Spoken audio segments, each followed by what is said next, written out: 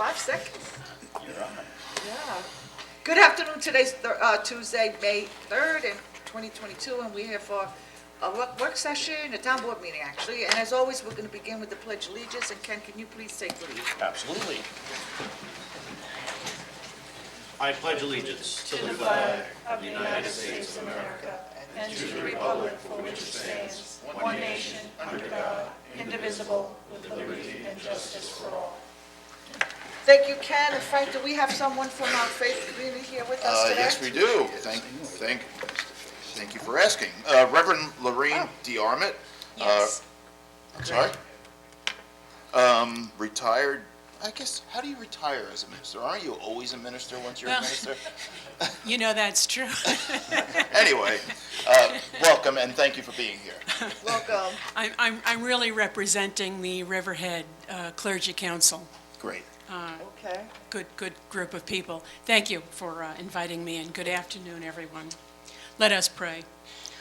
Look graciously, Lord God, upon this township of Riverhead and its people and leaders. Where there is pride, help us to moderate and correct it. Where there is need, supply.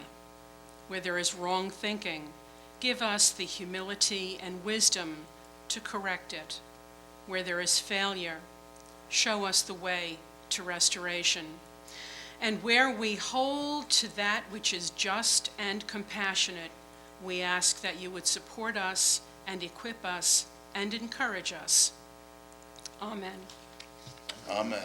Amen. Thank you so much. Thank you, Frank, and thank you, Reverend. I have one announcement. Today, this Sunday, May 8th, is Mother's Day, and on behalf of myself and the entire town board, I want to wish you all mothers in the town of Riverhead a happy Mother's Day.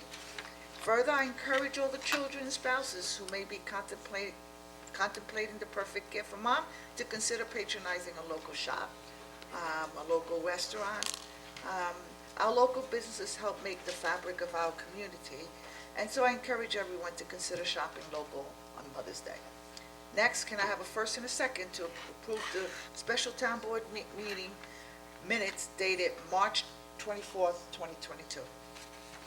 Make the motion. Second. Take the vote, please, Diane. Kern. Yes. Rothwell. Yes. Dayrock. Yes. Hubbard. Yes. Aguilar. Yes. The minutes are approved. And Diane, do we have any communications or figures to report? Yes, under correspondence, there was a letter from the Greater Jamesport Civic Association regarding the location of marijuana dispensaries and on-site consumption. There was a letter from Robert Skinner, and he was expressing his comments on the public hearing that was Chapter 251 noise. James Farley sent a letter with his comments on proposed amendment to Chapter 251 noise. Mark Terry had two letters, one with comments on the Chapter 289 regarding Sound Avenue, and the other with comments on the amendment to Chapter 289 with regard to weight limits. Under reports, for tax receiver, total tax collection to date as of April 20th, $95,018,494.83. Apparently a problem with your mic. Okay. Tax receiver, total tax collection to date as of April 27th, $95,950,196.64. Town clerk, April 2022 monthly report, $10,410.04. And the police department submitted their March 2022 monthly report. And that's all I have. Okay, thank you, Diane. Today we have 8 public hearings scheduled. Our first public hearing was scheduled for 2 o'clock. The time now is 2:10. And it is now, we are opening a public hearing for consideration of proposed amendment to Chapter 301 Site Plan Review. And for this, I'll ask Jeff Murphy, Building Planner Administrator, to please come forward and to please introduce the topic to us. Good afternoon. Good afternoon, Madam Chair, members of the board. Jefferson Murphy, Building and Planning Administrator. This is a law a long time coming. As you know, the Town Board, Planning Board, and Zoning Board all review development applications. And during the course of our review, there's often issues such as traffic and noise, which are often provided by expertise by the applicant on those subjects. We, as the town, do not have the staff expertise in these subject areas. What this law does is allow the town to hire our own experts in these fields of expertise, such as traffic and noise. I'm using those two because they are the most common that we hear from, and to charge the applicant for the consultant's review of the application and recommendations to the boards. So this law provides the legal authority for the town to hire its own expertise to review these issues regarding development applications. And Jeff, who makes that determination that they should go forward for external review? Either the town board, zoning board, or the planning board does. Okay. So there is some oversight to that. It's just not Absolutely. ad hoc done. It gets filed and then you decide what goes in, what goes out. That's correct. And the cost is paid by the developer? And the cost is paid 100% by the developer. Just important to note, thanks. It is important to know. Okay, anyone from the public want to make a statement or comment in regards to this chapter, the amendment to chapter 301? Anyone from the board want to further comment? No. Happy with it. Okay, so we're going to close this public portion of the hearing, and we're going to leave it open for 10 days until 4:30 PM on May 13, 2022, at the town clerk's office.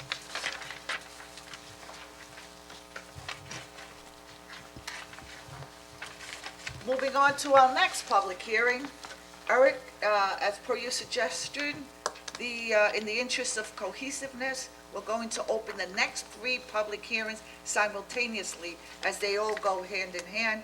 Accordingly, the time now is 2:13.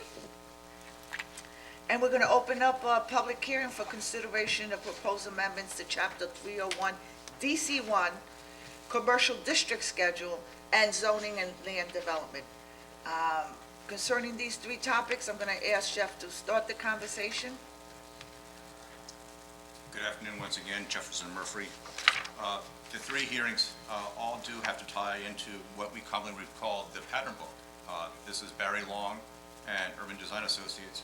We hired back in 2019 in conjunction with the Downtown Revitalization Committee, and we have the chair of the Revitalization Committee, Jim Farley, here today, so I'd like to acknowledge Jim in the audience this evening, or this afternoon rather. Welcome, Jim.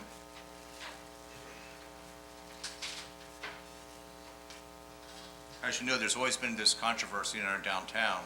While we strive for new development in the downtown, the 60-foot, 5-story buildings have been brought to our attention just how visually massive they are. And one of the things that we wanted to look at and address in the pattern book was the size, scale, and mass of these buildings. But the pattern book goes well beyond examining those issues. It looks at things such as sidewalk width, alley accommodations, requiring developers to provide alleys to provide walkable alleys between the Main Street and the river. It talks about lot coverage in terms of 100% lot coverage. It talks about floor area ratio. Right now, the floor area ratio is 4.0. It reduces it down to 3.5. The other thing it does is reduces the tallness of the buildings, requires building step backs. It requires that there be a 45-degree angle above the 3rd story, measured from the top of 3rd story parapet of adjacent buildings. Facades must be designed to look and reflect the downtown historic Hamlet character. Parking is not permitted in the first 20 feet of the ground story facing Main Street and the first 20 feet adjacent to streets along the Peconic River. In terms of energy conservation, zero net energy is strongly encouraged and should be required to be incorporated with the project design. One of the keynote features of this law is that it is a form-based code. It includes illustrations that show exactly what type of development that we want in our downtown. We just don't want big square boxes any longer. The other important note of this law is there is a grandfather provision. Any application that was filed on or before January 20th, 2021 would not be required to adhere to the exact standards of the code, but are strongly encouraged. So that is a very, very brief summary of the laws before you this afternoon. Be happy to answer any questions you may have. Great. Do we have anyone from the public wishing to comment on this legislation before us?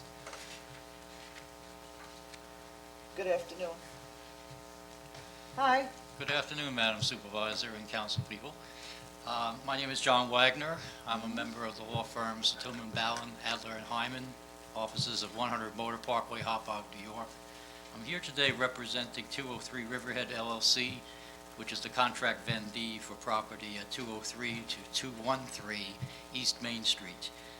This property has been the subject of a site plan application for several years now, and during that process, the site plan application process, we have been engaged in a very long and, I believe, productive process with the town, specifically Don Thomas and the staff of the town attorney's office, and also Barry Long, the special consultant for the town with regard to pattern book issues. That dialogue has resulted in a modified plan that has really substantially complied with the pattern book, though not literally. It does substantially comply in a way that is pleasing to the town, and the town has indicated that they are accepting of the plan that we have proposed. Now, throughout the process, we knew that there were proposed code revisions to the DC-1 zone, which affects our property, and we've been discussing grandfathering of this project to allow us to be exempt from certain restrictions in that code that we would not be able to comply with the current design that has been deemed acceptable by the town. So grandfathering is obviously a very important issue to us, and we're very focused on the grandfathering provision in the code. We were concerned that the code as advertised back in the beginning of April includes a language less than 40,000 square feet, which creates an ambiguity as to whether that applies to everything that's supposed to be exempted, in which case our specific project would not be exempted, as we had always discussed, because we are in excess of 60,000 square feet. So I've been working diligently with the town attorney's office to try to clarify and resolve that ambiguity. I was able to come up with some language as late as Friday of last week, which would modify that provision slightly, the grandfathering provision, to eliminate that ambiguity and to positively exempt our project.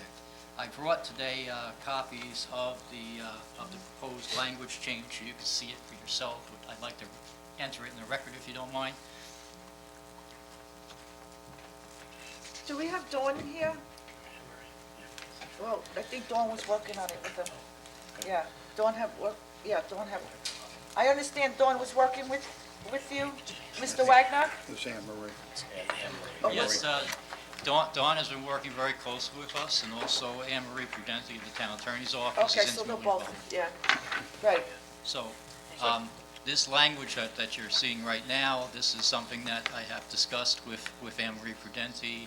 I think it solves the issue with regard to our project, and it also captures the spirit of what was trying to be expressed in the code, which basically allows for exemption of all site plan applications, all special permit applications, and a third category, which is all applications with respect to existing commercial buildings that have 4,000 square feet or less of square footage in the building.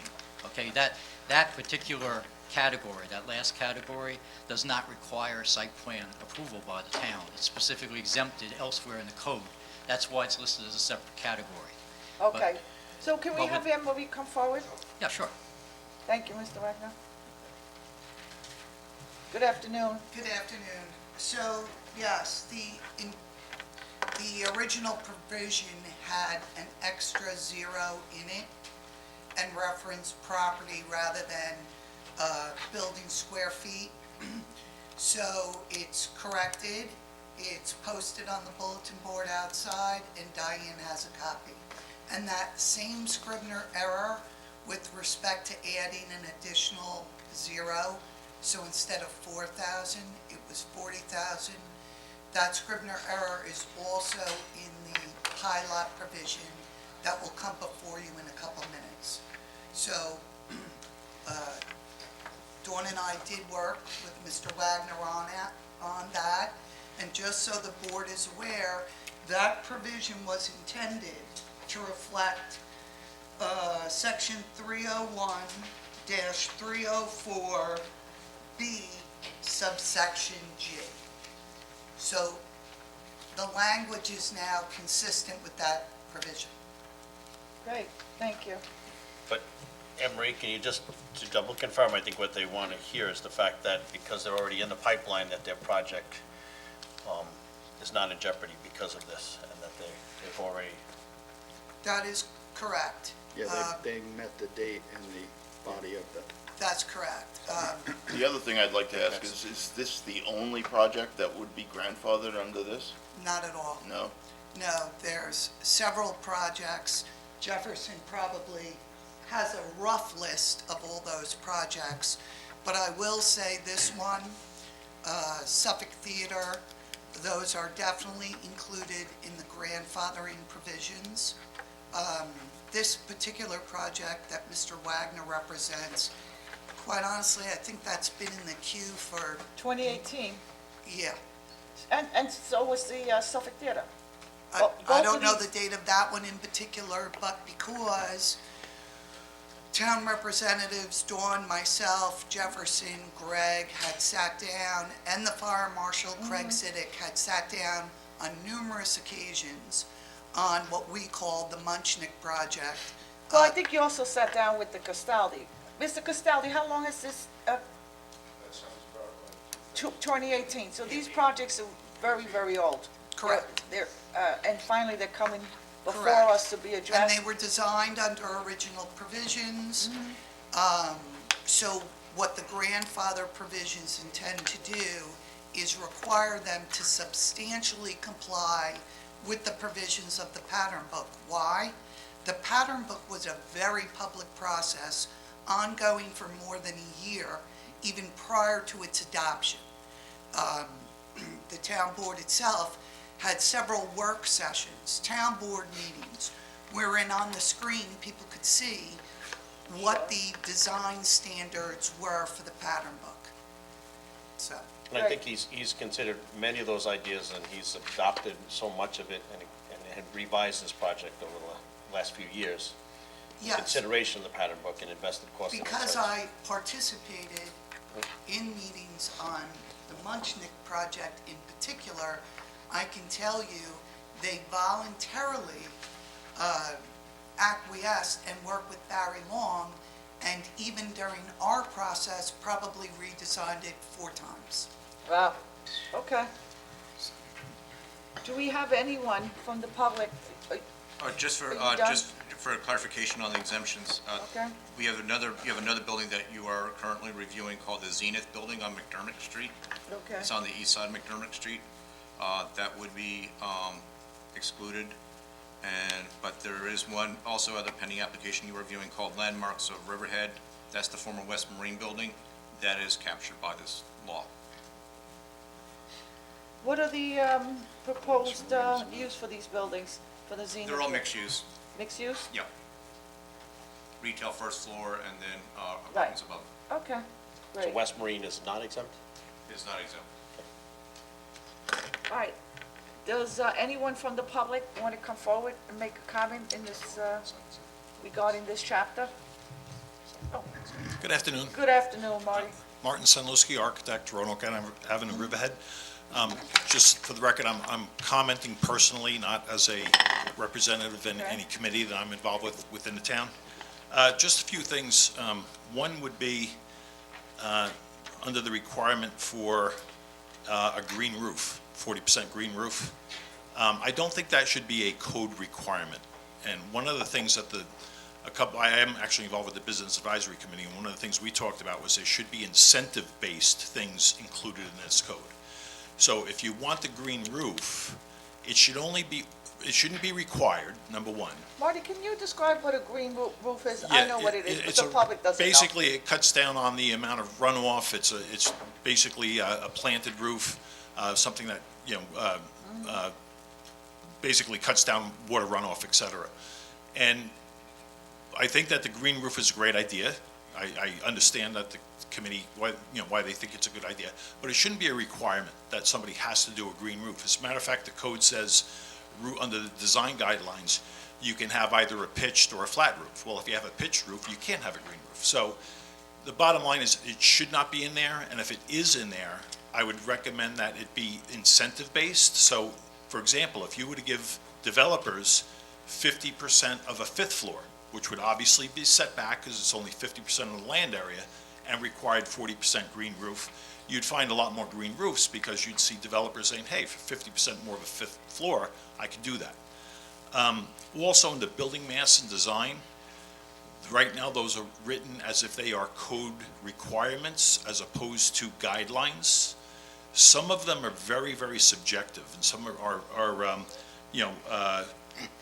really somewhat, when you read them, they talk about percentage of glass, they talk about 14-foot high storefronts, which means you have to have a 14-foot high ceiling on the first floor, and a number of other things. My favorite one is that the windows will relate to the storefronts below for upper floors. So how do you define in the code how things relate to the windows, okay? It should be guidelines, not codified requirements, because they're subjective. Lastly, and what should be a no-go is item 26, the zero net energy. You really got to take that out of the code. Zero net energy is basically, renewable energy. It's based on ultimately a building that would not require any more energy that it produces in the ultimate, application. There's a lot of cost that goes along with those things, and to include a requirement that somebody is required to include zero net energy, striving toward it. I mean, we always design our buildings to be as energy efficient as possible, but putting that in the code is really scary. And I will say that the way that it's even worded, it says Z&E standards is strongly encouraged and are required. So it's either encouraged or it's required. So that's the actual text. Please keep that out of the code. Do not make that a requirement. That should be up to the developer and the property owner if they so choose to do that. Thank you. All right, Marty, can you give us a list of your recommendations? I just think that those guidelines should be. I know, but we have to account for them, and you just spoke to them. Just give us a list, so Oh, okay. we Sure. can go through it, and code revision can go through it and adapt and Okay. see what they want to keep. Right, up. and this will be left open for written comment, I believe? Yes, it is. Marty, I have one question, Marty.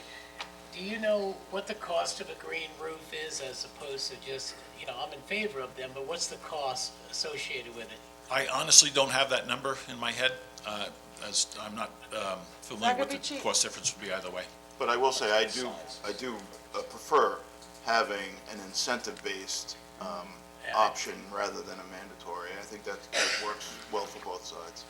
Thank you. I agree with that. Thanks, Marty. Thank you, Marty.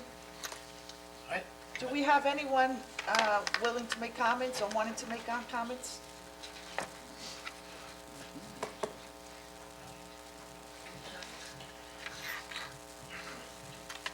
Hi there, everybody. Hello. Very nice to see you. And it's actually good to be over on this side. Catherine Kent, Baiting Hollow. First, I want to say that this was a long time coming, getting the zoning change for the pattern book. As per the pattern book guidelines, I'm very excited about it. This was a long process, and certainly the town took in a lot of input from the community. 1,200 people weighed into the survey. There were over 100 people at each of the forums, so this is really a community-based thing, as you guys all know. I do want to talk a little bit about the grandfather provision, which has already been brought up. since we are, there is a cap on apartments, and I know that we are nearing that number, I'm wondering, and you did mention some projects, but I'm wondering if if you could go over the exact projects. I think you said that the Zenith, the Munchnick, and the Castaldi, Jeff, I think you said those would be grandfathered in. Okay, Ms. Kent, this is a public hearing regarding chapter 301, okay? It's recommendations. Going outside on, off topic on a public hearing is not appropriate. You can bring this up at the end of the meeting, okay? I would really appreciate it that we stay focused on the purpose of our meeting, and you're more than welcome to come back at the end of this meeting and address whatever other outside concerns you have. So let's stay with chapter 301. Madam And I Supervisor, do- I think she is. I think I know where she's going with this, and it's tying into the grandfather provision. So I would ask if you would please let her speak. Okay, good. Just stay with the grandfather, not question the other employees Well, as to any the of amount of the- units. Okay, Any of the public hearings. okay. Thank you, Councilman Hubbard. You're welcome. So, just about the grandfathered, I'm looking at, I'm assuming that you mentioned that 2 projects would follow the guidelines of the pattern book. So I did wonder, and by the way, I forgot, I wanted to say right at the top that I wanted to thank Anne Marie for all of the work that she did on this. I know that she worked very closely with Barry Long, who was great. I know that Dawn worked on it and Jeff worked on it, and this is a long time coming, so I do want to call out those people and thank them for their work. And I also wanted to check, I did look it over, I did want to check with Anne Marie and see if there were other guidelines that had been in the pattern book that were not included, maybe if Anne Marie would address that. And I urge the board to keep the green roof and the zero net energy part. Certainly, those were recommendations from the downtown committee and the environmental committee, and I think that, we want to be ahead of the curve. We want to, those are the trends of the future, and I know that you attended the Smart Cities, took the class, so I think that you would be in agreement with that. So I think those were my only questions, and I Good. want to thank you all again for having the opportunity to talk and for the work that was done. Okay, great. So we're gonna, your main concern was the grandfather, and I understand, and you're right, we support Green Cities. And does any other member of the public want to come forward?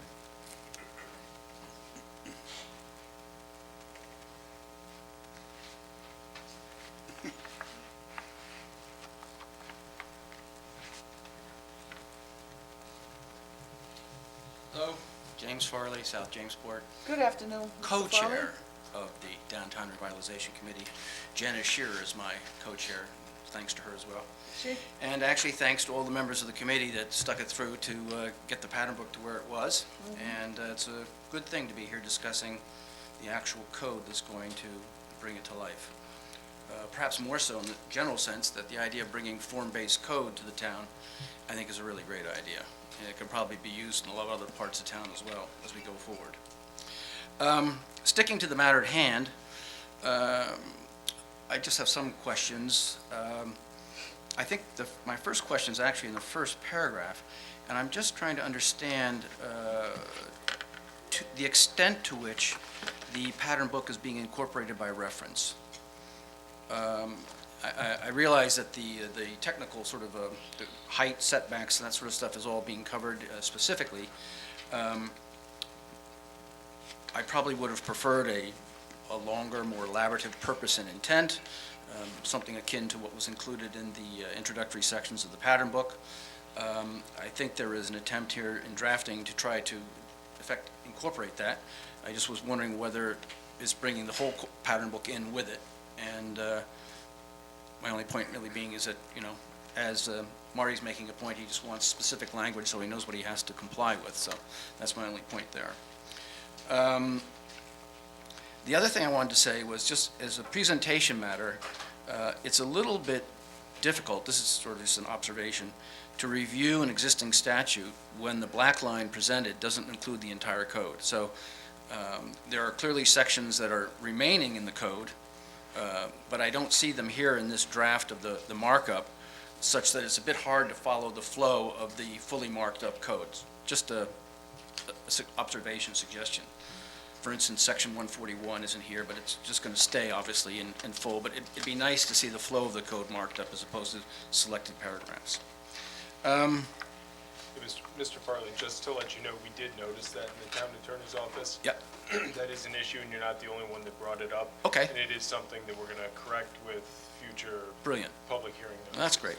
That's great. No particular observations on the specific lines of items in terms of definitional. The thing that I did want to highlight, though, was when I look at the building development standard graphics,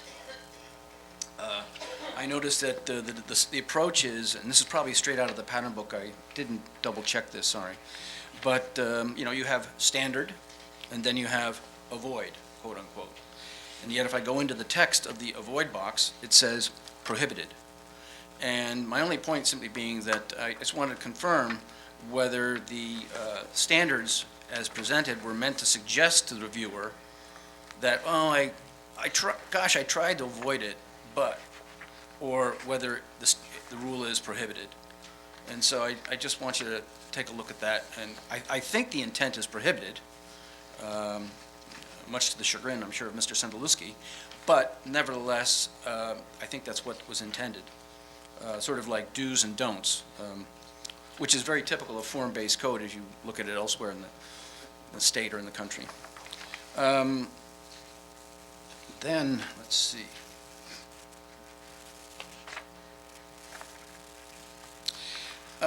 Perhaps following on that same theme, and it may apply to more sections that I'm going to highlight here, and actually it may be giving Mr. Sendeluski a point or two, is when we get to 301-143A, pedestrian and public amenity design, for instance, there may be language of judgment versus language of standard. So I just make that as an observation. I would like something, I think this is maybe it's my current rant these days, whether it's noise or whatever it is. I just want to make sure that things are enforceable and that we're not creating guidelines that are ambiguous and lead us to new disputes that we didn't have before for new reasons. So that's just a general observation.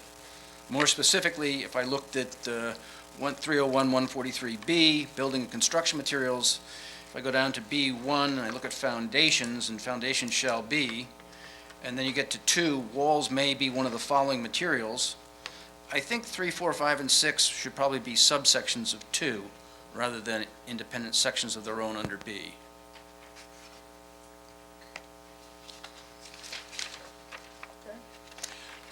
You make a note, Eric? I am. What is that? I am. Great, thanks. Looking to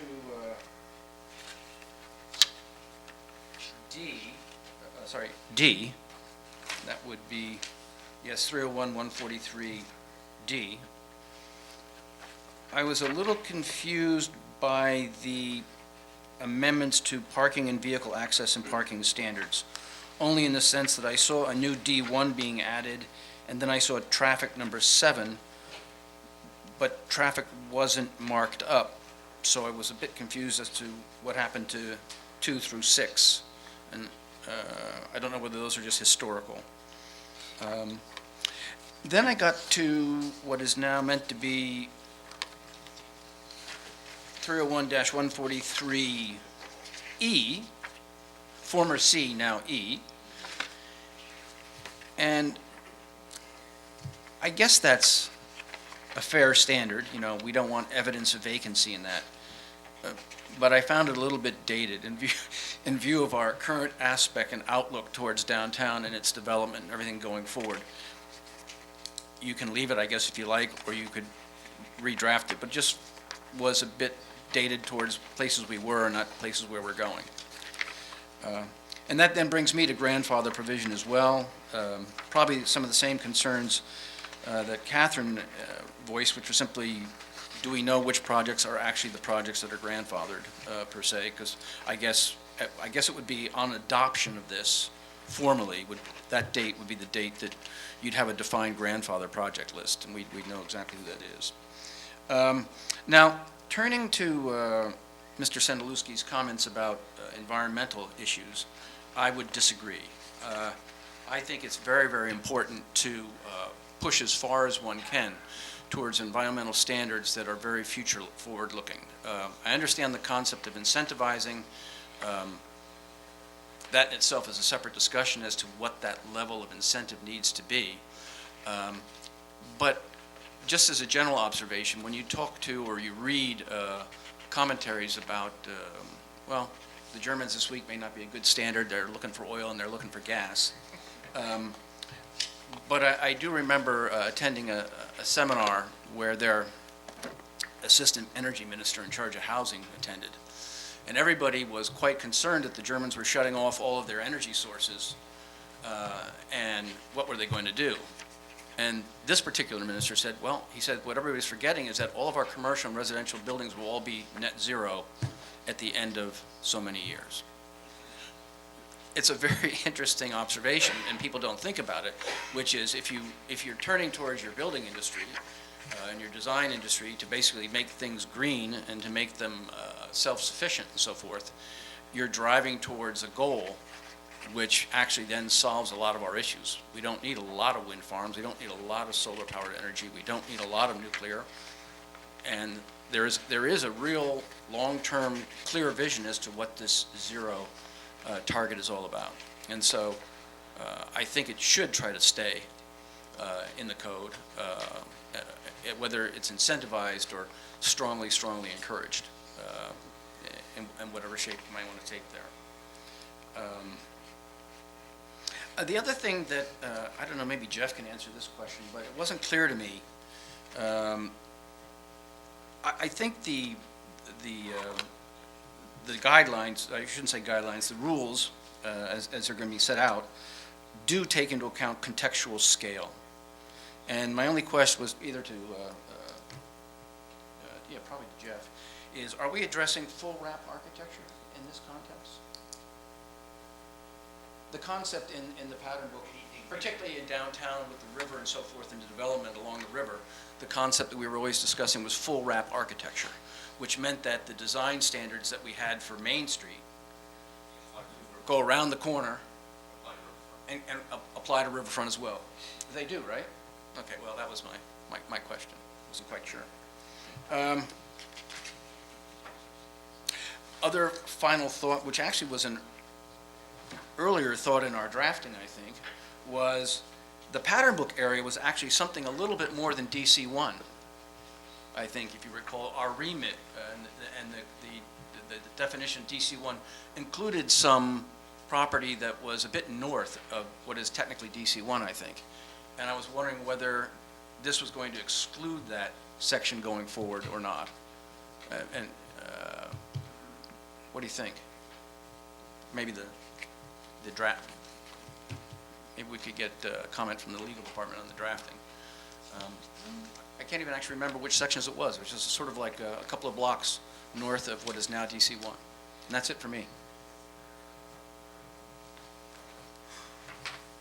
So the pattern book actually studied DC-1 and a small portion of DC-2, if the town board remembers. Small section north and slightly west. It was determined in drafting the pattern book zoning in consultation with planning, Dawn, Barry Long, that the true focus of the pattern book zoning, and in reviewing the pattern book itself, it really was mostly tailored to DC-1. So it was determined to draft it for DC-1 only and not try to incorporate and capture those areas slightly north and west, which may have some historic residential structures. So Great, it's thank you. DC-1 only. And then I will just comment that as to the introduction, 301-140, it is the rarest of times I am not long-winded in writing. So this is probably the shortest preamble I did, trying to use the key words from the pattern book and not make it long. And to be clear, this is what I consider hybrid zoning. You have your identified Euclidean zoning, identifying the uses, and then you have the form, which, how everything should look. I'll also comment with respect to the provisions, whether it's green roof, net zero energy, the town board should be very mindful. That was a year-long process with input from everyone throughout the town as to those provisions which are set forth in the pattern book and potentially in the new code. In addition, with respect to Councilwoman Kent's question, the pattern book, this is actually the entire pattern book. So there are certain sections in it, and those sections really identify pedestrian and highlight pedestrian-friendly passages, lighting, placemaking.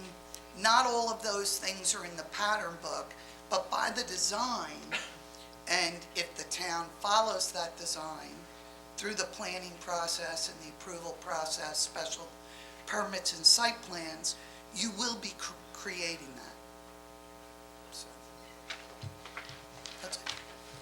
Great. Thank you, Anne Marie. Anyone else from the public?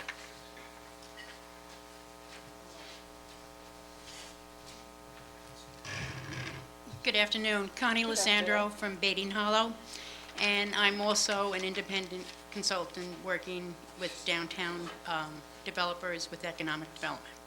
And I have to say, I'm glad to see the pattern book come to fruition, because when we first started with 221 East Main Street, it was back and forth.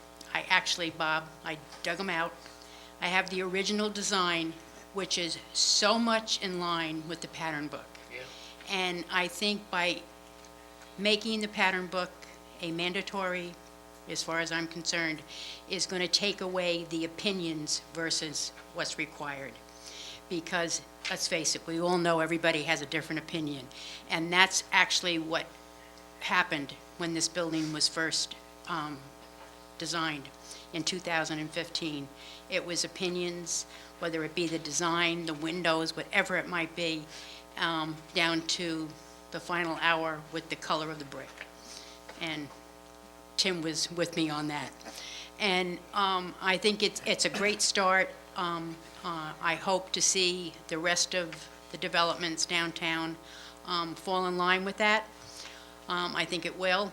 And it's just too bad they didn't let us do what we wanted to begin with, because it would have been exactly like the pattern book, including townhouses down along McDermott. So kudos to the town board. I'm glad you're finally making this happen, and I look forward to working on some new projects downtown in compliance with the town pattern book. So thanks a lot. Connie, Thank you, Connie. can I have those pictures of Yes, those you from can my have 'em. office? So I can, this is what opinions destroyed. Yeah, Thank no, you. it's true. It's, I we've saw all that. got our own opinions and, right or wrong, but it's nice to have consistency, and I think that's what this will create, and that's what the downtown needs. Great. Thank Thank you, you. Connie. Anyone else?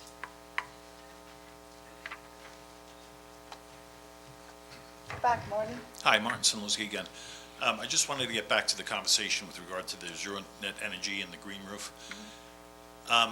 If the town wants to go down that road, I would recommend you look at an energy code that you put in that applies to everybody. So if somebody's going to build a house, they got to only use so much energy, and apply to everybody across the board. I understand the encouragement to go there. I think codifying it in this one area, putting these particular property owners at a disadvantage, if it's going to be codified, should not be in the code.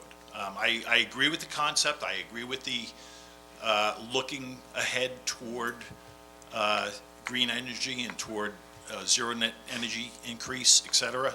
But right now, it's basically, you're only imposing it on one very select group of developers in the town. I think that's unfair. I think it's going to be costly. I don't disagree with the concept, but if you're going to do it, in this code is not the place to do it. If you're going to do it, take on the big leap and do an energy code part of your zoning, which I'm sure we'll get a lot of debate in the future if that ever did happen. But please don't cherry pick it and put it in only one group of property owners, put the burden on them only. Thank you. Oh, and lastly, as to design, I agree with what Connie said and everything, but however, I still think the design should be guidelines, not codified, as far as the aesthetics goes. The one example I will give you, one of the projects that's exempt is the Viva La Art Gallery. That's been on hold, but it still hopefully is going to get out of the ground. That design is extremely modern, doesn't meet any of these requirements, and we think is going to be a really good addition to downtown. Projects like that do get cut out in the future if you codify the actual aesthetic as opposed to it being a guideline. The guideline at least gives some discretion. I know a lot of people don't want the discretion, they want it to be codified. But I think there's got to be some discretion for there to be some warranted design flexibility for boards to consider. Thanks. Great, thanks, Marty. Anyone else?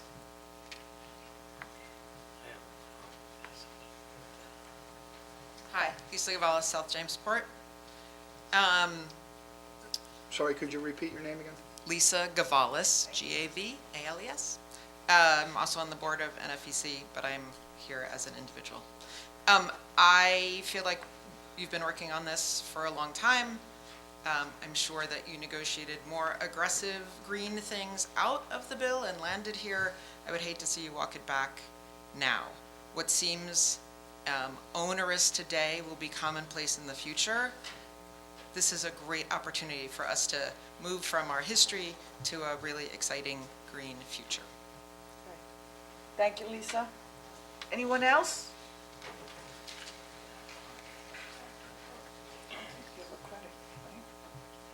I just had one thing I did want to bring up. I know that the projects that are grandfathered in, I think that Mr. Gasaldi and Munchnik were working with Dawn and we're working with Barry, and I believe some of those projects are following some of the guidelines. But I didn't know about the Zenith project, so hopefully, I'm hoping that the Zenith project also follows some of the guidelines, whether they're grandfathered in or not. And I do also want to say that I think it's important to have these as standards, not guidelines. I find that developers want direction. It really does streamline the process for them. It makes it easier. And I also think it will make the work easier for the ARB, to your point, Connie. It'll make the work easier for Landmarks and the ARB. Thank you.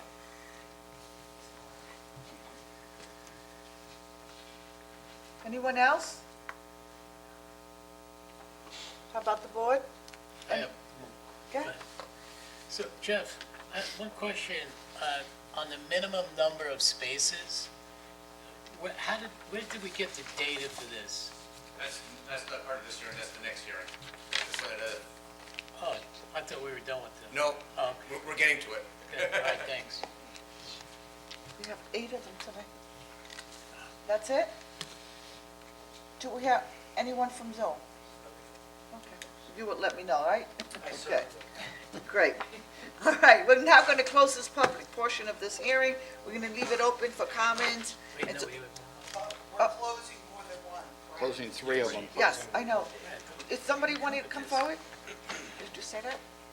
I think we're confused if people have questions about the parking stuff, should we be asking that at the hearing? No, that's coming up. We joined 3 together.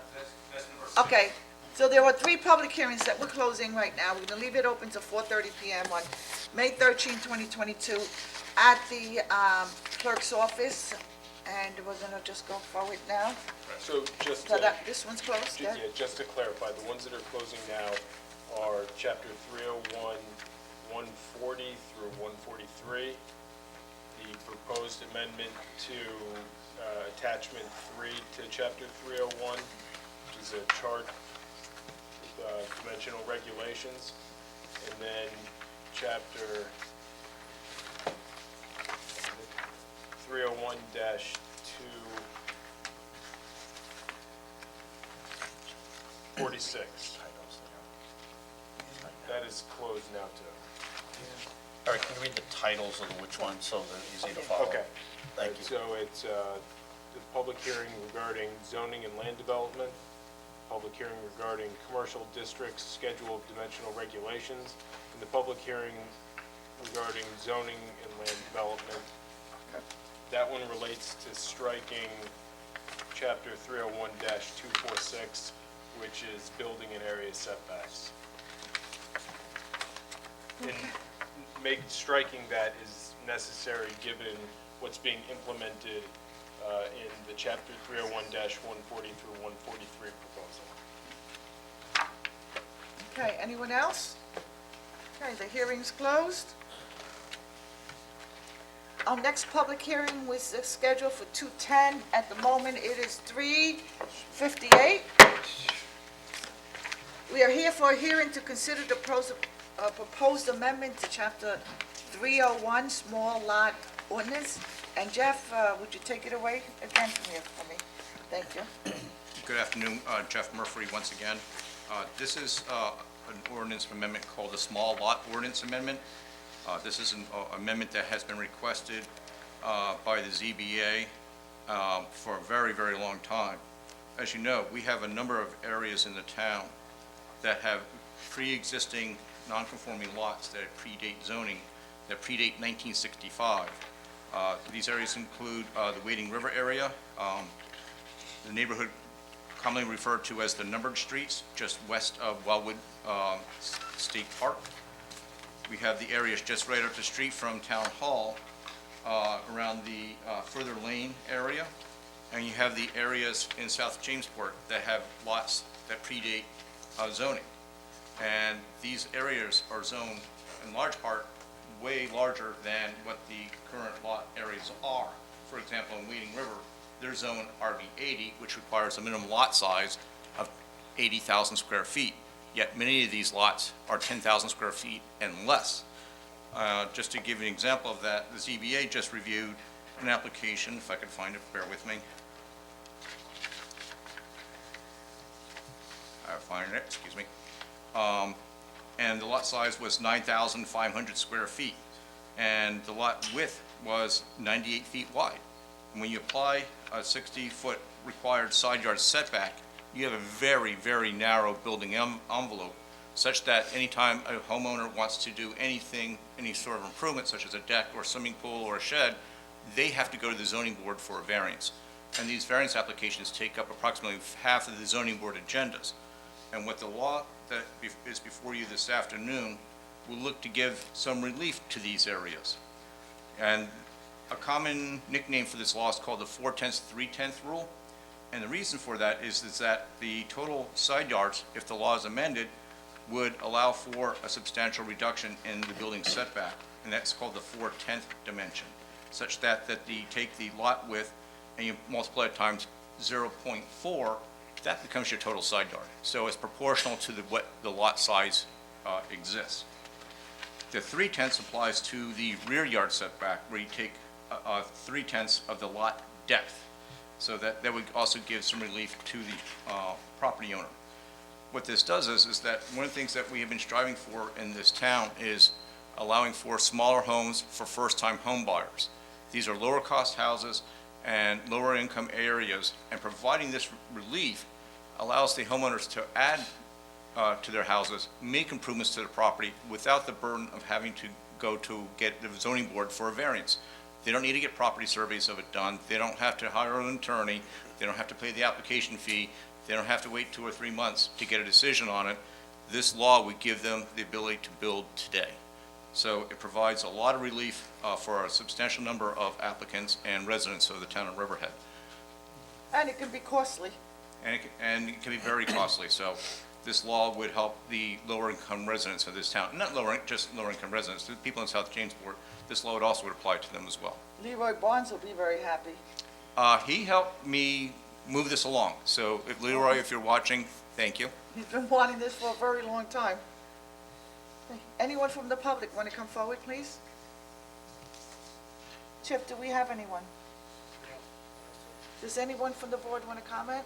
I'm just glad it finally it's coming to fruition, because like Jeff said, people up in the, say, the number streets in Wading River, they want to put a 10-by-10 deck on, and they've got to go before the zoning board. It was ridiculous, the process that was required for some of these small lots, so I'm glad it's finally coming up. Okay, anyone else? That's it. This public portion of this hearing is closed, this meeting today is closed. We're going to leave it open for our comments until 4:30 PM on May 13, 2020, at the town clerk's office. And moving on to our next public hearing today, which was scheduled for 2:25. The time now is 3:02.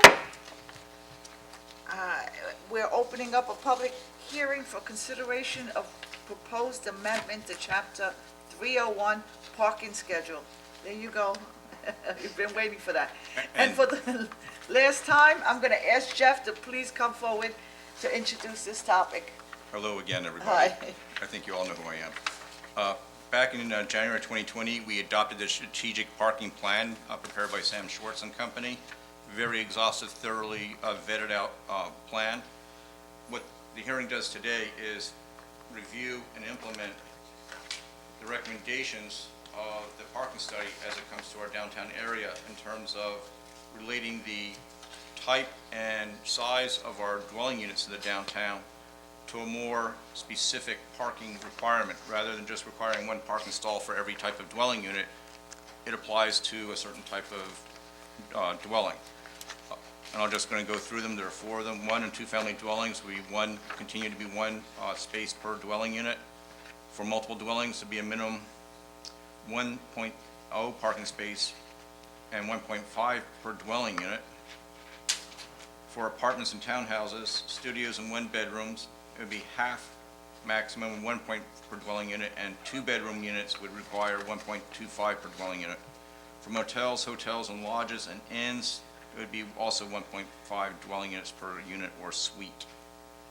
So it just provides much more specificity in terms of the dwelling unit being proposed and the parking required for that type of unit. I hope that makes sense. Okay, thank you, Jeff. That's it for you today, hopefully. Anyone want to come forward from the public? Did you want to have a say on that?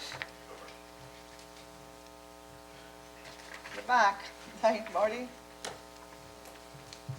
Good afternoon, Martin Sinlewski. I'm here on behalf of the Riverhead Parking Liaison Group. Okay. I'm the chair of that committee. One question, I don't understand why there's a range in parking, why there's a minimum and a maximum. Usually a parking schedule is just a set number. And the committee, as a committee, we had recommended 0.5 for studios, 0.75 for 1 bedroom and 1 car, and more for 2 bedrooms plus. That was our recommendation. These are very close, but I just don't get the minimum and maximum. That just doesn't make any sense. I don't understand what that's for. Okay, I think Emery's going to come up forward. That's taken directly from the strategic parking plan which the town board adopted. If you go to page 34, that gives you the recommended minimum and maximum, and that's what's reflected in these proposed amendments. Okay. No problem. Anyone else?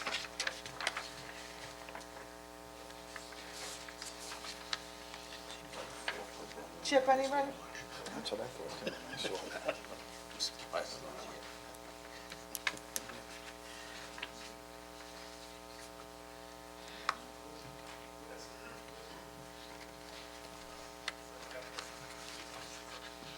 Good afternoon, Ike. Good afternoon. Ike Israel, Aquabog. I'm also on the parking committee. Okay. All right. I guess my issues or concerns are the maximum parking as well. Just if you think about more than most 1-bedrooms could have 2 people in them. So why are we limiting developers on providing parking? And just from looking at this, one of the other things that,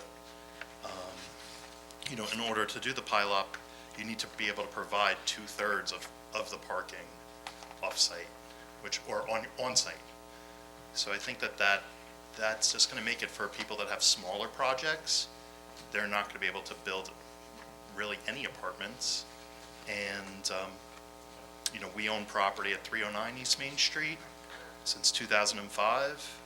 And we've been paying into the parking district for 17 years.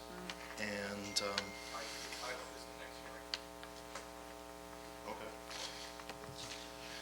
All right, so that's not part of this hearing. I'm sorry. We'll come back up. Okay, anyone else from the public?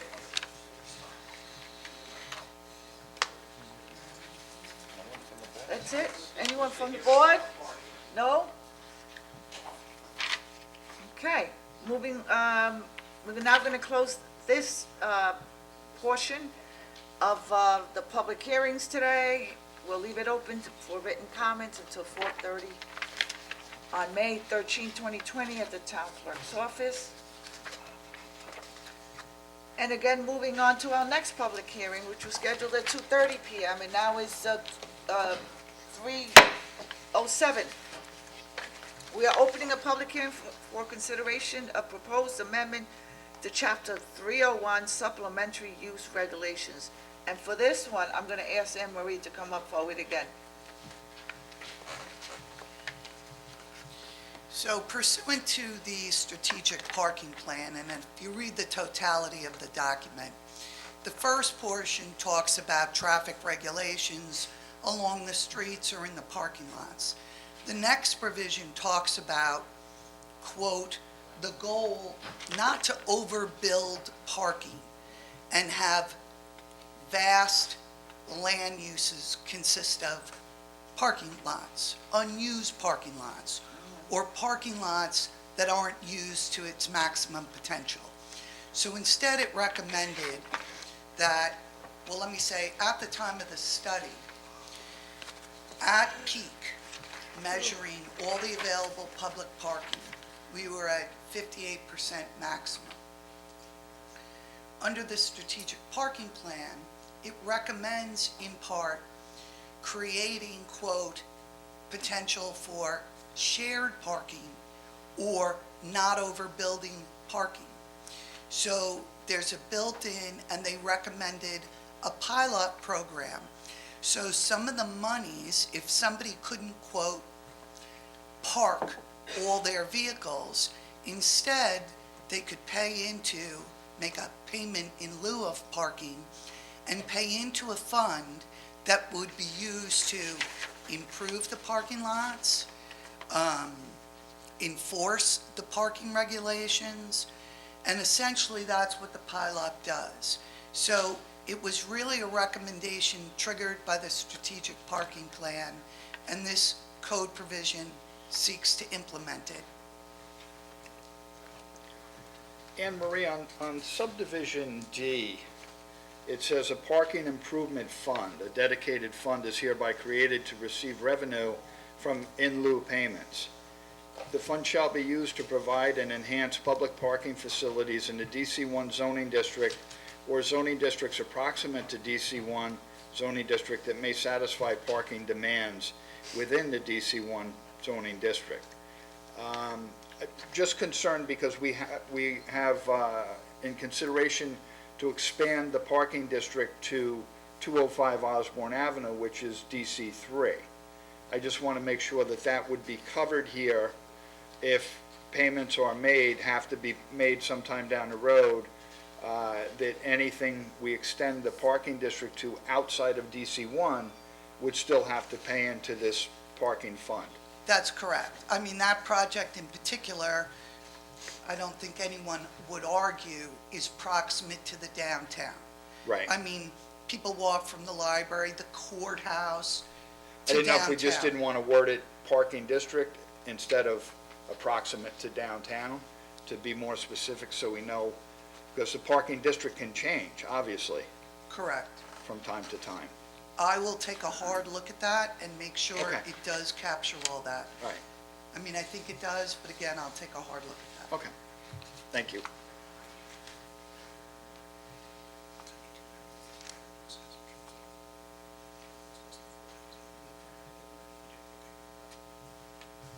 Jeff was reminding me, when I talked about the Scribner error on the 40,000 versus 4,000, that's been corrected, it's posted outside, and the town clerk has a copy.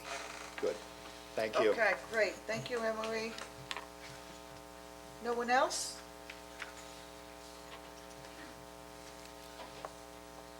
Okay, is it your turn? So I just want to talk about the two-thirds parking requirement off-site. So I think that that's onerous if we want to see smaller projects. Otherwise, I think people will end up buying multiple buildings and tearing them down in order to accommodate the two-thirds parking because of the lot widths that exist and the amount of, the majority of the lots down there are probably between 30 and 50 feet. The larger ones are probably 50 feet, so it makes it challenging to fit ground floor parking.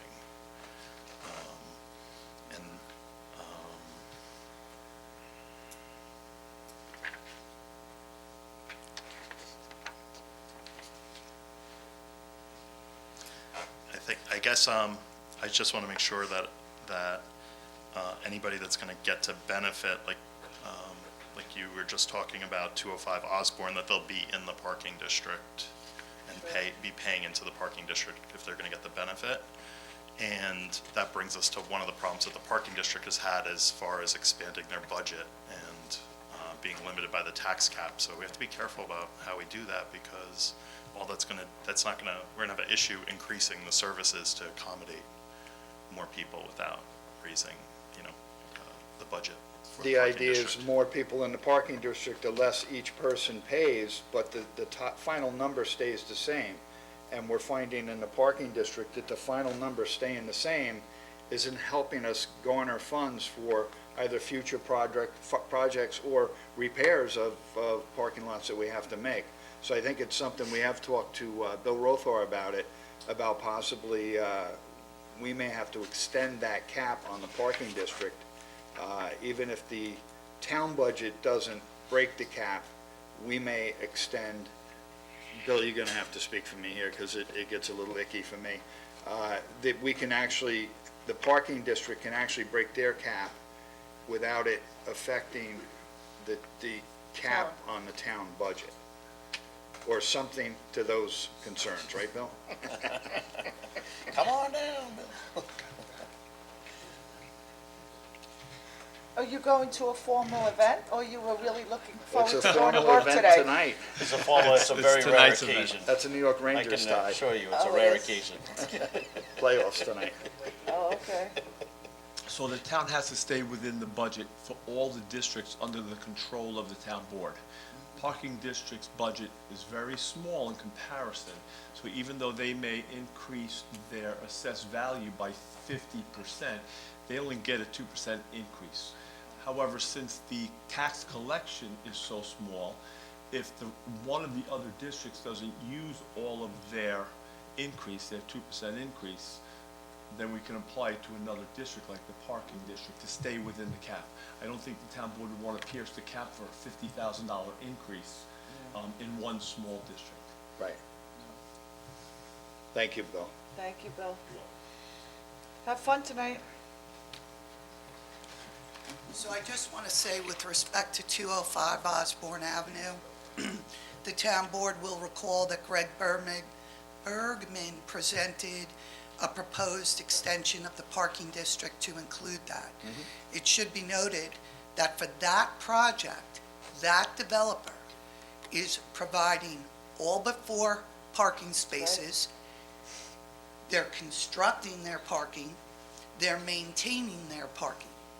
In addition, by being included into the parking district, don't quote me on the exact number, but that's about $8,000 a year. Right. Thank you. Anne Marie. All right, next.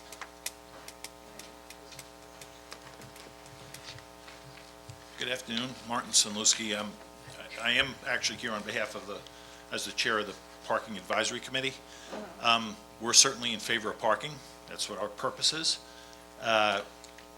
We do not support this code as it is written. It's not saying we don't support there being amendments and code changes. We do not support it as it is written, and I'll tell you why. One is that it talks about the parking district as well as other zoning districts. This map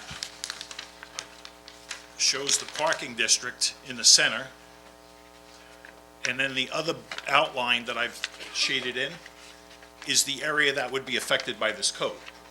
So you're mixing apples and oranges. You're taking taxpayers who are in the parking district, or is a special district, and it includes special district taxpayers. Now you're including other properties that can buy in, but they're not part of the downtown parking district. So you either have to create a parking district 2, or you have to go through some other mechanism to make sure that this is all being done legally. The other owners can't just pay a fee, and that's it. They would then have to become taxpayers, and if that's the case, there should be a boundary map attached with the code that says what this code governs. Right now, we don't see that in the code, so there's a real, could be a potential legal issue there. Also, with regard to the requirements, the first part, items 2, 3, and 4, with regard to the heading of the code, it talks about there being a traffic study or some other guidelines to determine if you're using 70% of the parking in the area. I just don't, this just seems very subjective and I can't even interpret it. I don't know, there's no interpretation as to what that means as far as whether you're going to be required to provide parking or not. Again, I don't like subjective codes. If you're going to do it, make it a code and say this is what it's going to be. Not that it's going to be subjective, a study or whatever, 70% here or there. It just doesn't make sense to us. Can you just clarify, when we take somebody into the parking district, they're paying every year, so what makes that different than somebody that's currently Well, in other words, if they are paying every year, I mean, if they would have to be a taxpayer and would have to pay every year. They would be a member of the district, they're required to pay into the Right, district, right. yes. Now, those are the types of things, and but there should be a map that shows even current property owners and future investors. Yeah, it says it in the zoning, but there should be a parking district 2 or an associate parking district, whatever you want to term it, where the limits are of that can contribute to that can become part of that. Right now, it defines it by the code, so if you're going to define it, it really should have an amendment or an amendment to the parking district map that shows the associate area, that it's defined, and it also has to define that they will become taxpayers. They will be taxpayers within the parking district, not just a one-time fee. Also, with regard to the schedule and this here, and the parking committee, we've had a lot of discussion about this. Patchogue charges for commercial use increase. Restaurants create a lot of use. The Science Center, when it's done, will create a lot of use. A lot of these other things create a lot of use, but yet you're only charging one use for parking charges. I don't think that that's fair personally. I think it's discriminatory. I think other things that create needs for parking should also contribute. That leads us back to the discussion about the parking district has requested, we're probably the few taxpayers ever, to request that our taxes be increased substantially. So instead of a one-time fee for a project here or there, people that become part of the parking district, we'd rather pay a higher parking tax every year, because in the long term, that's going to be better for the parking district. Instead of a one-time fee here and a low tax, and a one-time fee here for this project and a low tax, instead of charging these fees at all, why don't we just get the parking district tax rate raised? And if if you got to break the cap, which you're allowed to do, break the cap just because of us. And the press is going to say, look, the town cap was broken by 2% this year, but it only really applies to the people that pay taxes in this area, and they did it by request. I think there are better ways to raise money than to charge, fees like this for developers. And then lastly, the question would be, there seems to be confusion as to the application of the code, because the last paragraph says that, it talks about exemptions, and it says that projects shall be exempt only from the portion of 301, 231, I think it's I-5A, that sets forth the requirement to provide not less than two-thirds of the number of parking spaces, and instead, applicant shall be permitted to make payment in lieu of parking to satisfy all parking. The way I read this, current projects that are in the pipeline that are not approved have to pay the fee. That's the way this reads, if you read it objectively. I hope that's not the case. I think that needs to be clarified. So those are the, and lastly, we have our next parking committee meeting is on the 26th. Dawn had indicated, I believe her and Anne Marie are going to attend that meeting to discuss this. So we would hope that this public hearing be held open beyond our next parking district meeting, so we can have further discussion on it, so the parking committee can then formulate a final recommendation for the consideration of the board, as you are the parking board. Is there a particular project, because based on what you're saying, you're telling me this project that's only paying a one-time fee and you don't expect them to continue to pay into it? Because I believe if we invite somebody into the parking district, it's going to be continuation of yearly payments. So Yeah, there will be, you're correct. Absolutely. But in other words, let's say right now our current tax levy for the parking district is about $180,000, roundabout. We would rather increase that by 50%. So if you had another $90,000 every year in tax dollars, as opposed to the individual fees in a much smaller tax base, I think in the long run that would be better. That's just a logic that, some of this has used about it. And it's also more fairly distributed, because not only the residential users they're the only ones being paid, is the developer who has a residential use. Somebody else comes in, they put in a use that generates a lot of traffic and a lot of parking spaces, and they're not being charged. Why? It's, if you do it through a tax rate and through that type of a structure, it's then every taxpayer is going to be paying their share of the taxes, which we think everybody should, as opposed to it being one user being required to pay the fees. Right, I think our rate should equivalent that,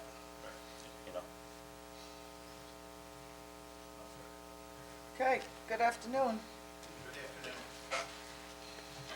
My name is Richard Israel, and I've been a developer in this town for a long time. So I'm glad to see this finally happen, because we need the money to create the parking. It's been a concept for a couple of decades, I'm going to say. So it first just pained me when I heard you could use the money for other things than creating new parking. It's not really, it should not be used for administration of the current parking, cleaning it up, or we already have X amount of spaces.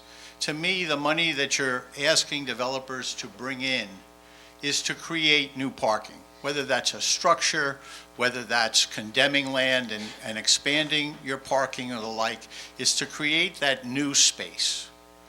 And for every new space, the other problem that I hear, I'm not on the parking district, is that they're stuck with a certain assessment base. But as each project comes online, that assessment or that value has to grow that budget proportionately. So the question of assessment and tax caps, when it comes to new parking, you're adding to the district and the like. You have to remember, and maybe most of the people don't, the parking district was created, I'm going to say it 35 years ago. 1967. Okay. And basically, they condemned all the people's property behind their stores to create a single district. So everybody that currently has a building within your current DC1 had land, had their own parking, and the like.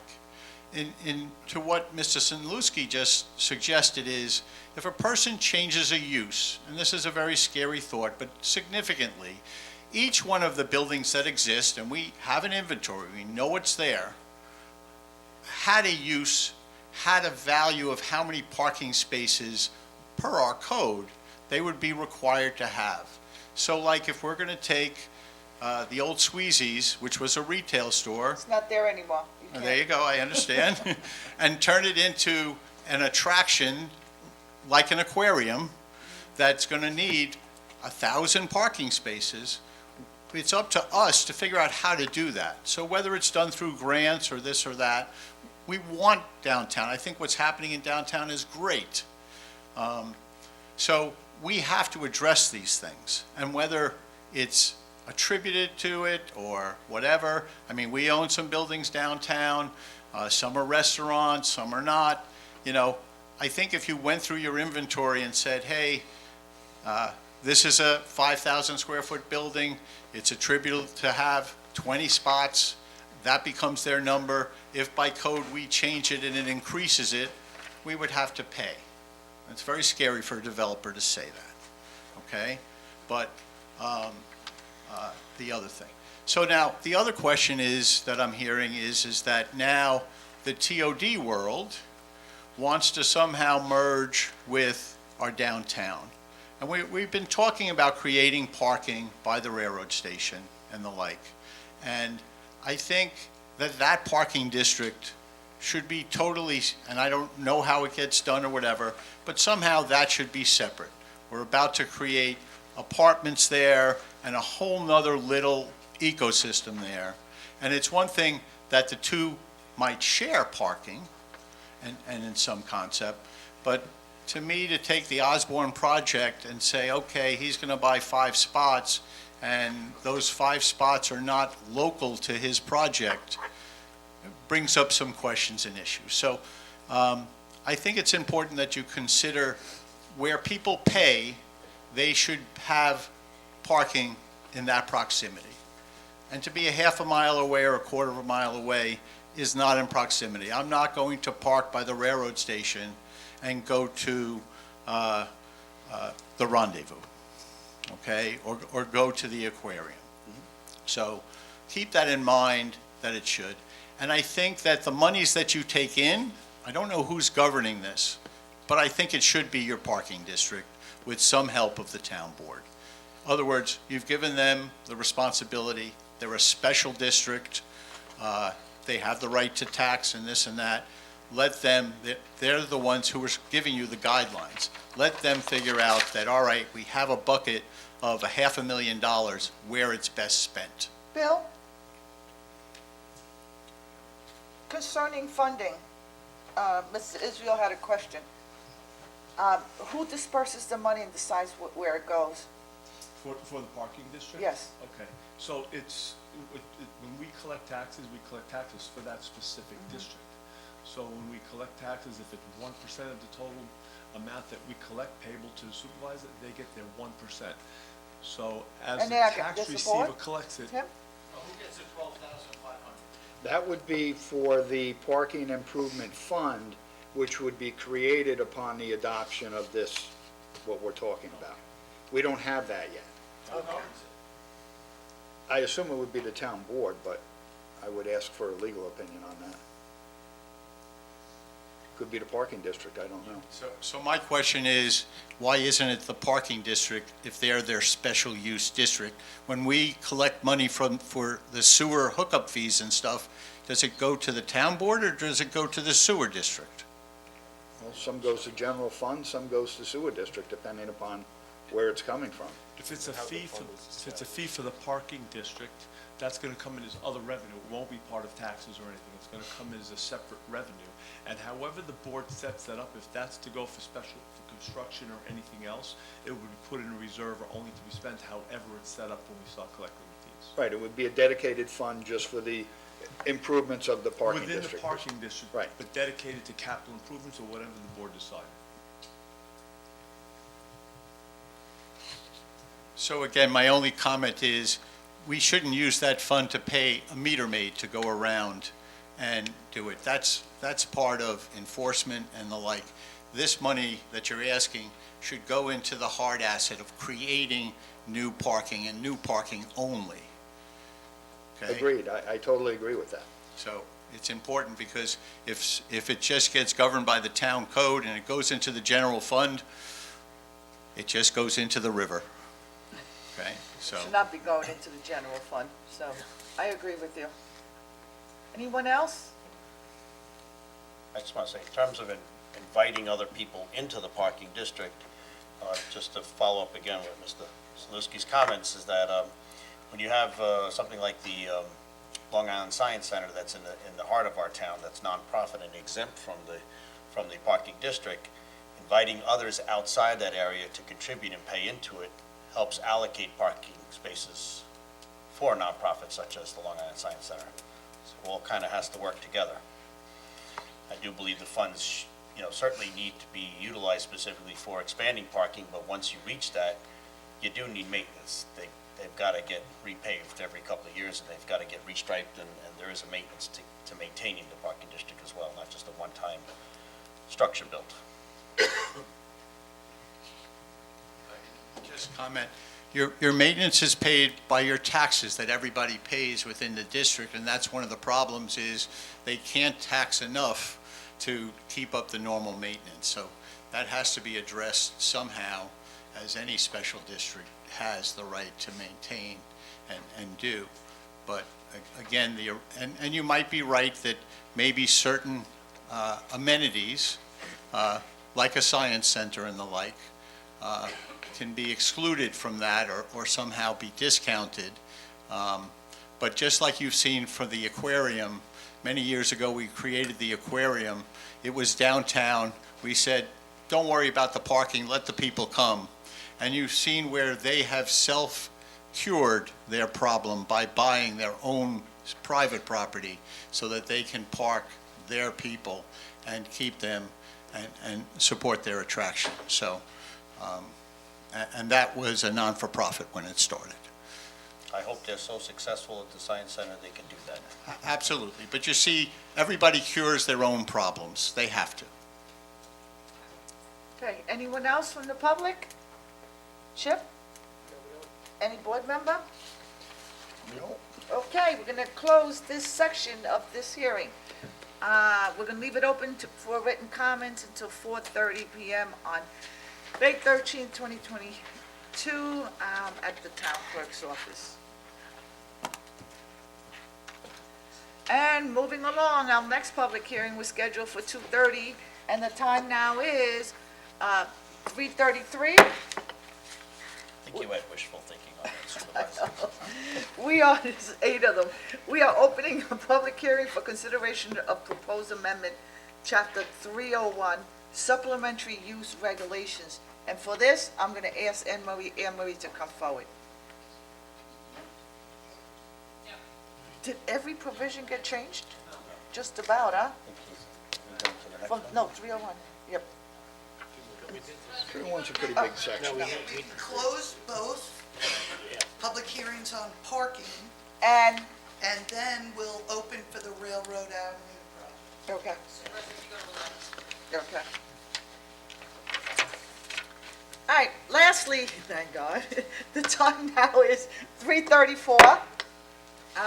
And we're here for the continuation of a public hearing of site plan application 133-139 Railroad Avenue in Riverhead. And for this, I'm going to ask the planner, Greg Bergman, to come forward and reintroduce the topic. I think it should be a short one, right? Yep, thank you, Madam Supervisor. Again, Okay. Greg Bergman with the Riverhead Planning Department. This is a continuation of a public hearing for a site plan application which was held on April 19th of 2022. I just want to state for the record that the applicant did submit the affidavit of posting and mailings, so they did properly notice it. Just very briefly, this is a property located at 133-139 Railroad Avenue, known to locals as the Loose Caboose, the former Loose Caboose site. This current site plan application is proposing facade improvements to the existing building, lighting upgrades, drainage upgrades, and improvements to parking lot, including parking, striping. The application did receive a Zoning Board of Appeals variance for 6 stalls. They are deficient for the required parking. The applicant did receive that variance in 2021, and they got a 1-year extension for it. So we are just here to continue the public hearing, receive public comments. If anybody would like to comment, if the board has any questions. So it's just a matter of posting. Correct, it was a matter of the postings and mailings weren't done, but they have been done. We've discussed this several times. I'm just glad to have something go in down there to clean up that area, and I was very happy with the applicant's choice to go with a restaurant. Appreciate the investment. Yes, and I see the applicant is here. Thank you so much. Anyone from the public want to comment? Chip, do we have anyone online? Oh, we do have someone from the public. Mr. Israel, welcome back. Hi, Richard Israel. I'm very glad to see something happening, as Tim has said. The question is we're about to come into the town to redevelop the balance of that portion of the block. So it's just important to us that this parcel be brought up to some kind of conformity of what should be done. He's doing the parking lot, which is great. He's doing drainage, which is great, and everything else. Two questions that I have is, he's proposing to renovate the exterior of the building on all sides. He also has a garage there, which is basically on the property line. I don't see any indication that he's going to at least renovate that garage, re-side it to match his things, and the like. I'm concerned about the property lines that are around. There are fences in total disrepair, and we own a residential parcel to one side, and there is no setbacks, there is no buffers of any kind, which I think we can live with and understand. It would be nice at least to have the fencing, new fencing put in along the southerly boundary, which is where his parking is, and the like, and possibly a curb which will delineate his property from the property to the west, which we're hoping to develop. I think it's also important that, because we don't know, we're definitely all going to have to mesh together down there, so I'd like to make sure that we reserve some rights of having some cross easements between each other, so that maybe garbage trucks and other things that will service both properties can work, and things like that. I look forward to him, taking the first step down there. Everything that we do will be beneficial to all. I just want to make sure that, he at least, I saw the elevations, everything. It looks great. So it's not to hinder him in any way. His parking spaces go directly to his parking line. There's not a buffer there, things like that. He's very tight, and that's okay. I'm willing to accept those kind of things, but it's important that we delineate his world from our world, and somehow be able to combine them at a later date. And that's all I ask. It's more about site planning. It has nothing to do about his what he's doing to improve his building, and if he wants to keep it a single-story building for the next 50 years, that's fine with us. Okay, everybody has their rights and the like, and we stand by that. Okay, thank you. Great. Thank you. Anyone else? Yes, you want to come forward? Good afternoon. Pablo Rodriguez from Cavalry Engineering PC. Good afternoon, members of the council, Madam Supervisor. I'm here representing the owner of the property, Maximo Nunez. I am the design engineer for the property. We met a couple months ago in the working session. We have met with the Architecture Review Board. We have been working with planning for over a year on this project. I think right now we're back into this town board because we are switching from the previously applied for a grocery. Right now we're switching to a restaurant. Like Mr. Gregory said from planning, we have already been given the all the permitting required by planning and the town board, the zoning board of appeals, and the architecture review board. Regarding the comments that we just heard from a member of the public, we just want to state that for records that the garage will definitely have an improvement. We just haven't been able to work on it because the process is not allowing us to do any application to the building department before we address planning. So the garage will definitely have an uplift as the main building. I just want to state that for the record that if you guys see the site plan, that there's not an inch of space that we can utilize to better provide the buffer that is typically done for property, for residential properties and other similar uses. At this point, there's already an existing condition, and we are applying to make it better. Fences, we can definitely, I think that the site plan already addresses that. He's proposing have vinyl fencing. If there's something else that the town may like better than vinyl fencing, we can definitely propose that in the final site plan to the planning. And curves, definitely, we can do all this site planning improvements to better have this delineation with the neighbors. Thank you. Thank you for Thank your, you. thank you for your comments. Anyone else? Anyone from the board? Chip, no one again? Okay, now we're gonna close this public hearing, and we're gonna leave it open for written comments until 4:30 PM on May 13, 2020 at the town clerk's office. Madam Supervisor, just going back to the parking one, can we extend that to after May 26th for the next parking board meeting Absolutely, to take place, so we can go over that? perfect, great idea. Can we make a note of that? The next meeting is the 26th of May. I believe that's a Thursday, so if we could, the 27th would be perfect. Remember the road? Okay, great.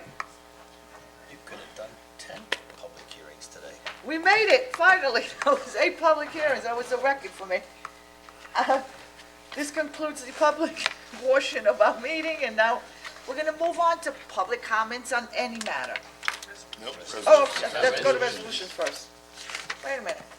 We'll move on to public comments. Okay. Well, it was listed reverse on my notes, but we're going to go right on to resolutions. And Diane. Okay. Comments on resolutions, is that what? Is that what she Yeah, wants? we're up to comments on Okay. resolutions. Comments on resolutions? I have a hard time to see backwards here. Any comments on any of the resolutions before they get read?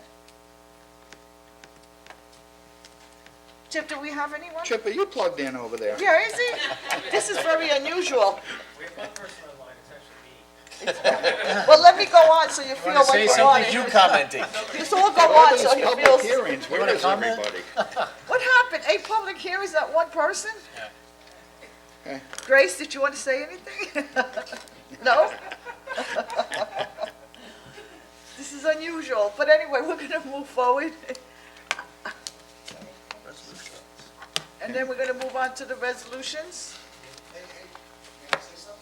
Absolutely.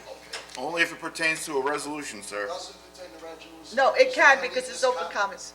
You come up, I'd say, may I leave this copy here with the council? I made 5 copies, 6, 7 copies. and you are? And then I'll just disappear. You might as well give us your name because anonymous. My name's Joe Gonzalez. I'm just another poor person living in town, and no illusions of grandeur here.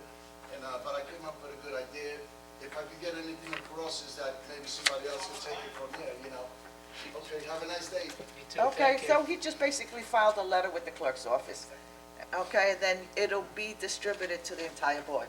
Okay, thank you very much. Okay. Ms. Person. Oh, you Thank gave you. us a copy also, but she'll send an email out. Eric, did you want one? Sure.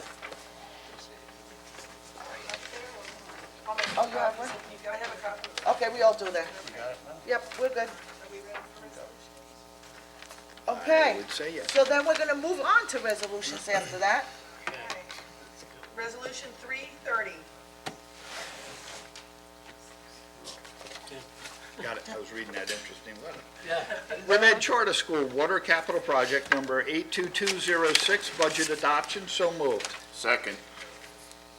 Vote please. Kern. Yes. Rothwell. Yes. Avon. Yes. Hubbard. Yes. Aguilar. Yes. Resolution adopted. Resolution 331. Budget transfer for Water District Capital Project number 81951. So moved. Seconded. Vote, please. Kern. Yes. Rothwell. Yes. Bayrock. Yes. Hubbard. Yes. Aguiar. Yes. Resolution adopted. Resolution 332. Riverhead Sewer District Budget Adjustment. So moved. Second. Vote, please. Kern. Yes. Rothwell. Yes. Bayrock. Yes. Hubbard. Yes. Aguiar. Yes. Resolution adopted. Resolution 333. Budget adjustment for town square maintenance and utilities. So moved. Seconded. Vote, please. Kern. Yes. Rothwell. Yes. Bayrock. Yes. Hubbard. Yes. Aguiar. Yes. Resolution adopted. Resolution 334. Economic Development Fund, Z14, Budget Amendment. So moved. Seconded. Vote, please. Kern. Yes. Rothwell. Yes. Bayrock. Yes. Hubbard. Yes. Aguiar. Yes. Resolution adopted. Resolution 335. Approves a refund for special event application AAECF Inc. So moved. Seconded. Vote, please. Kern. Yes. Rothwell. Yes. Bayrock. Yes. Hubbard. Yes. Aguiar. Yes. Resolution adopted. Resolution 336. Approve special event Chapter 255 application for Our Future Generation, For Us, By Us. So moved. Second. Vote, please. Kern. Yes. Rothwell. Yes. Bayrock. Yes. Hubbard. Yes. Aguiar. Yes. Resolution adopted. Resolution 337. Approve special event Chapter 255 application for Jamesport Firemen's Association, Jamesport Fire Department Carnival. Happy to move this forward. Can I get a second, please? Second. Kern. Yes. Rothwell. Yes. Bayrock. Yes. Hubbard. Yes. Aguiar. Yes. Resolution adopted. Resolution 338. Rescinds resolution number 2022-262. So moved. Second. Vote, please. Kern. Yes. Rothwell. Yes. Bayrock. Yes. Hubbard. Yes. Aguiar. Yes. Resolution adopted. Resolution 339. Ratifies and approves the transfer of an employee. So moved. Seconded. Vote, please. Kern. Yes. Rothwell. Yes. Bayrock. Yes. Hubbard. Yes. Aguiar. Yes.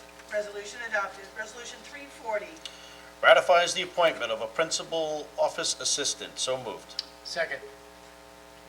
Vote, please. Kern. Yes. Rothwell. Yes. Bayrock. Yes. Hubbard. Yes. Aguiar. Yes. Resolution adopted. Resolution 341. Accepts the resignation of a maintenance mechanic 2. So moved. Seconded. Vote, please. Kern. Yes. Rothwell. Yes. Bayrock. Yes. Hubbard. Yes. Aguiar. Yes. Resolution adopted. Resolution 342. Terminates leave of absence of part-time police officers. So moved. Seconded. Vote, please. Kern. Yes. Rothwell. Yes. Bayrock. Yes. Hubbard. Yes. Aguiar. Yes. Resolution adopted. Resolution 343. Changes the status of a part-time police officer. So moved. Seconded. Vote, please. Kern. Yes. Rothwell. Yes. Bayrock. Yes. Hubbard. Yes. Aguiar. Yes. Resolution adopted. Resolution 344. Changes the status of part-time traffic control specialist. So moved. Second. Vote, please. Kern. Yes. Rothwell. Yes. Bayrock. Yes. Hubbard. Yes. Aguiar. Yes. Resolution adopted. Resolution 345. Reappoints a seasonal pump-out boat operator. So moved.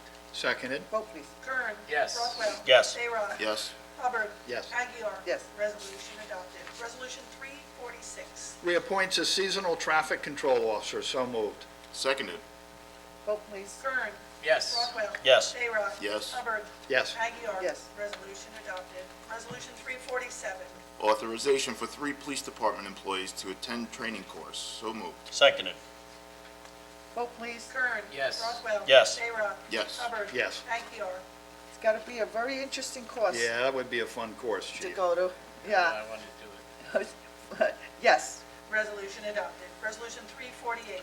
Authorizes the supervisor to attend Association of Towns seminar. So moved. Second.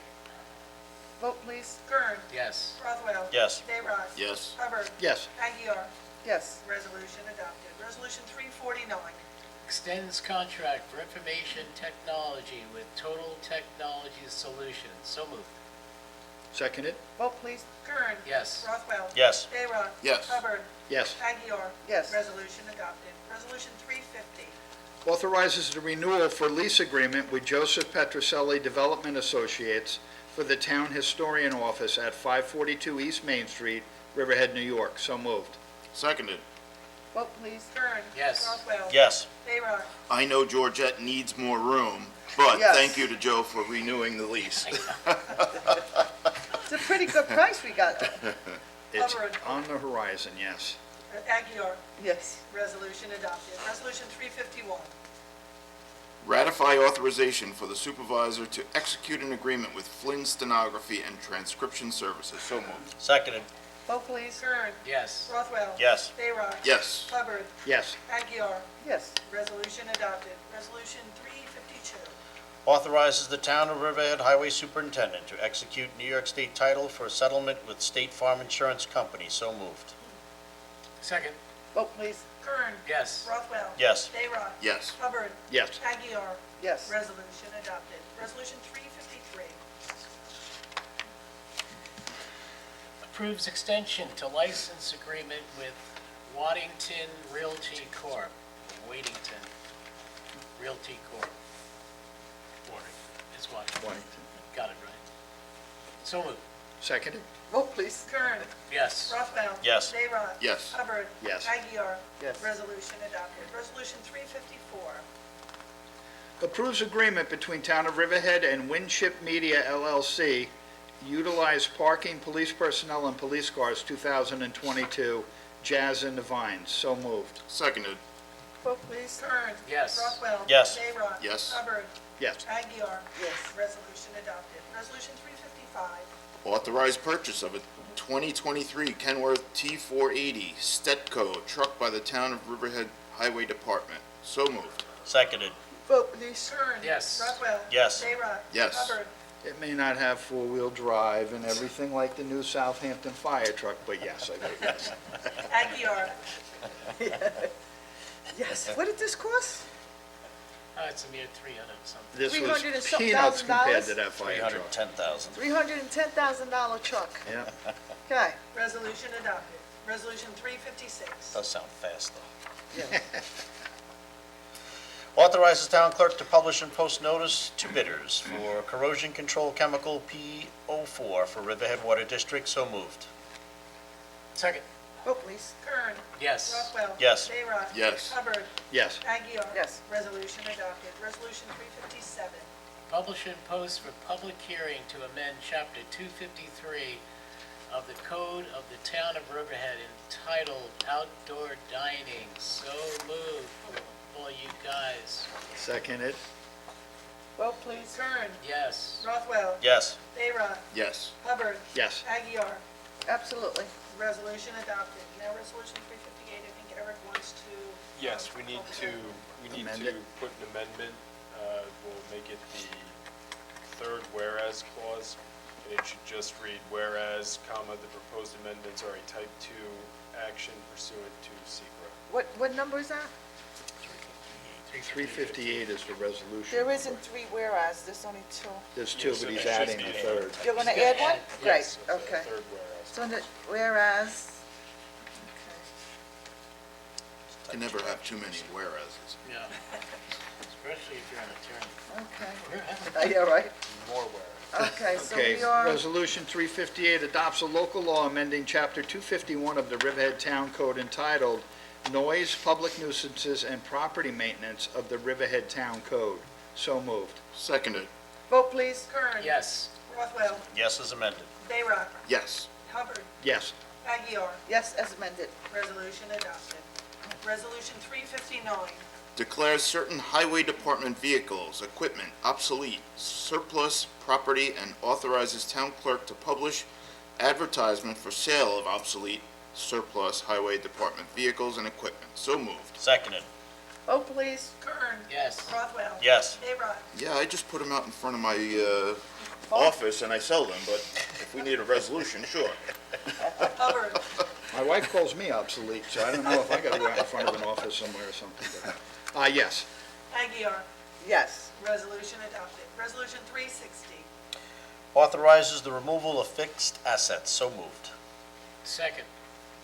Vote, please. Kern. Yes. Rothwell. Yes. Bayrock. Yes. Hubbard. Yes. Aguirre. Yes. Resolution adopted. Resolution 361. I'm not doing it. Can I see yours? Similar to the last one. Yeah. authorizes the removal of fixed assets. So moved. Seconded? Vote please. Kern. Yes. Rothwell. So we don't need a floppy disk drive anymore? I'll vote yes. I'm gonna leave that Surprised one we alone. still have them. Bayrock. Yes. Hubbard. Yes. Aguirre. Yes. Resolution adopted. Resolution 362. I hope you have it, because that last one was. Schedules public hearing for the petition of 205 Osborne Avenue LLC seeking to extend Riverhead Parking District There we go. Number 1 to the premise known as 205 Osborne Avenue, Riverhead, New York, Suffolk County Tax Map numbers 600-128-2-21.2 and 600-128-2-22. So moved. Thanks. Seconded. Vote please. Kern. Yes. Rothwell. Yes. Bayrock. Yes. Hubbard. Yes. Aguirre. Yes. Resolution adopted. Resolution 363. Pays bills. So moved. Excellent. Seconded. Vote please. Kern. Yes. Rothwell. Yes. Bayrock. Yes. Hubbard. Yes. Aguirre. Yes. Okay, resolution adopted. Okay. Thank you, everyone. This is going to conclude our meeting for today. Again, we wish all the, oh, we have public comments, right? Okay. Ooh. We're going to leave it. We're going to open it up for public comments, and then we're going to close. Do we have anyone online? Suddenly I have 5 people that want to talk. Oh, you do? Wow. Okay. Oh, come on, I was looking forward to this. Everybody wanted to hear He it. called me months ago. Call in, please. We're here. We're waiting. We'll wait 30 seconds. Anyone from the audience want to comment? No. That's it? They joined not to speak. Okay. All right. No one wants to speak? Then we are going to close this meeting. And again, happy Mother's Day to everyone. Everyone can have a first and a second. Can I just mention one thing, Supervisor? Just Sure. as a reminder, we have the stop this weekend. And so, just so that everybody's aware, on May 7th, 8 a.m. to 2 p.m., located at the Riverhead Highway Yard, we have the stop throwing out our pollutants. And so, as I do that, and the next one won't be until October, so we encourage everybody to bring those paint chemicals and all the things you shouldn't put in the trash there. Thank you very Medications. much. Thank Environmentally you. right thing to do. Thanks. That's right. And all old medications also. Yes, will be medication collected. take back, yes. I just want to thank everybody, I want to thank everybody on behalf of the litter committee that came out and volunteered. I had over 50 people, did a great job, and again, the town appreciates it, and thank you. Yep. Over 35 locations were covered. Yeah. They it ran was- out of locations. It was great. It was a beautiful day. We made it fun.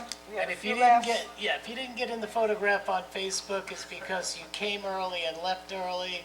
And there was so many great people and a lot of young people, and it was really great to see them. And The high school came out, Riley School. yeah, yeah. it was Bruce great. Tria was announcing. Oh, And thank you, It was a Chris, great day. that's here for covering it. Appreciate Yes. that, getting the word out. Tim Gannon found a phone in the parking lot. And Alex, thank you. You were this close to running it over? Oh, you did, thank God. You guys getting the word out that it was happening was really helpful. We Yeah. really appreciate that. Yep, as long as it's accurate coverage. Thank you. And again, everyone, happy Mother's Day. This is definitely going to conclude the meeting, and can I have a first and a second to close the town So board moved. meeting? Second. All opposed, all in favor? Aye. So Back moved. just in time. Please be Anybody wants to safe. stay? Thank you. Chip, anybody online that wants to stay?